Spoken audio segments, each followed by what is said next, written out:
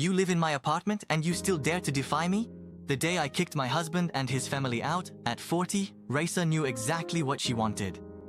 A quiet life, an apartment of her own, clear rules, and above all, never again anyone invading her space. After a disastrous first marriage, she had rebuilt her life alone, stone by stone. A good accounting job, a steady salary, no loans, no debts, and a beautiful 2-room apartment downtown. Her refuge, her kingdom, her balance. Then Vadim arrived. A discreet, calm man, almost invisible. After years of tension, shouting, and control with her ex-husband, Raisa thought she saw in him a haven of peace. He spoke little, never imposed himself, never disturbed anything. For months, he had been the ideal man, tidy, calm, polite, almost invisible. When he asked her to marry him, she hesitated, but Vadim promised her one essential thing. I know this is your apartment, I will always respect your rules. So she said yes. At first, everything went well. Vadim worked a lot, came home late, watched television, and went to bed without making a sound. No friends at the house, no parties, no demands. Raisa told herself she had finally found a man capable of loving without smothering. But the tranquility didn't last. Little by little, Vadim started talking about his family, especially his mother. An omnipresent, intrusive woman, incapable of letting her son breathe. She called morning, noon, and night.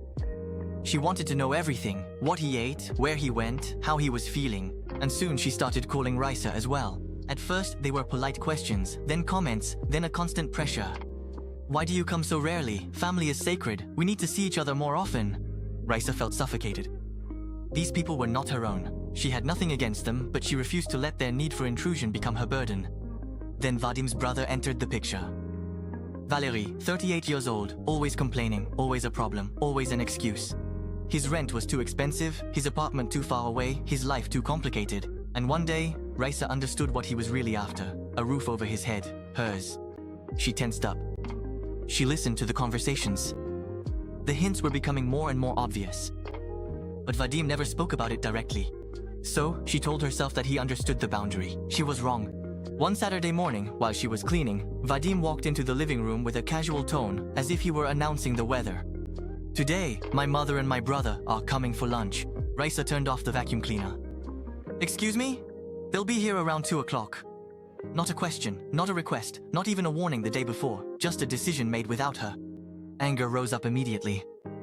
I don't want any visitors today. Vadim frowned. They're not visitors, they're my family. That sentence changed everything. My family, as if that were enough to erase her own rights, as if her apartment suddenly wasn't really hers anymore. An hour later, the doorbell rang. Her mother-in-law walked in as if it were her own home, arms full of grocery bags, already ready to take over the kitchen. She opened the cupboards, criticized the contents of the fridge, took out the pots and pans, started heating water as if she had lived there for 10 years. And Valery, he dropped a huge bag in the living room, flopped down on the couch, turned on the TV, and said, without embarrassment or shame, I'm staying here for a few days. Vadim told me it was fine. Raisa's blood ran cold. A few days in her apartment, without anyone asking her, without even telling her, she went to find her husband in the kitchen. Vadim, right now. In the hallway, she looked him straight in the eyes. Did you tell him he could live here? Vadim tried to play it down. It's only temporary. Did you ask my opinion? Silence. And that silence was enough. At that very moment, Raisa understood something terrible. Her husband hadn't forgotten to consult her. He had decided that her approval was no longer necessary because, over time, he had stopped seeing this apartment as his wife's refuge. He now considered it his territory as well. When she refused, everything exploded. Vadim called her selfish. Her mother accused her of being cold, harsh, heartless. Her brother mocked her, insulted her, looked down on her. Then came the final straw. Valery said, Vadim is at home here, what do you think? And at that moment, Raisa snapped.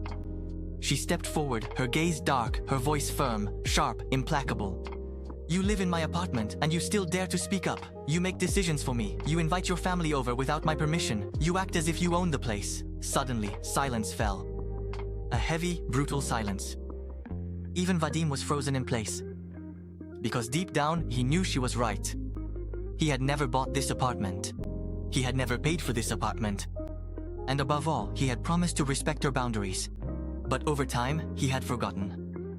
Or worse, he had hoped she would eventually give in. Raisa, for her part, didn't back down an inch.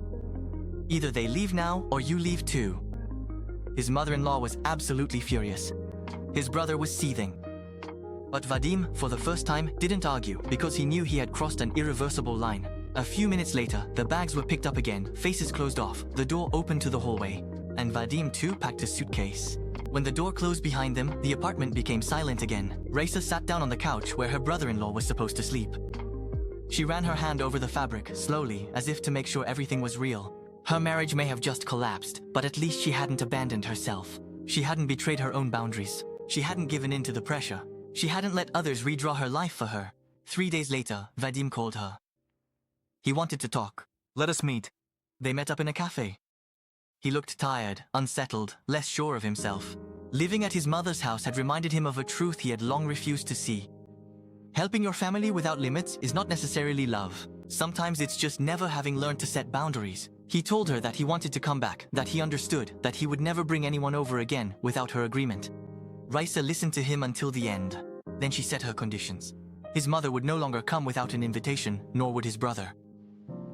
And above all, no one would ever again decide for her what happens in her home. Vadim agreed. He came back, but something was broken. They continued to live together without ever truly regaining the same warmth.